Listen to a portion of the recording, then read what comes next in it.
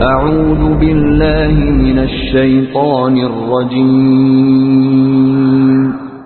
بسم الله الرحمن الرحیم. به نام خداوند بخشنده مهربان. لإیلاف قریش ایلافهم رحلة الشتاء والصیف.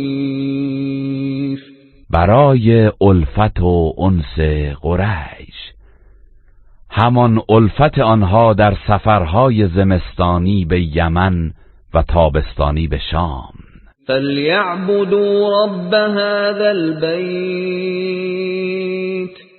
پس باید پروردگار این خانه کعبه را پرستش کنند.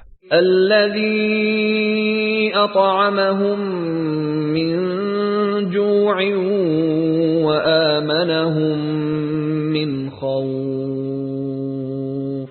همان پروردگاری که آنان را از گرسنگی رهانید و به ایشان خوراک داد و از ترس و وحشت ایمن نمود.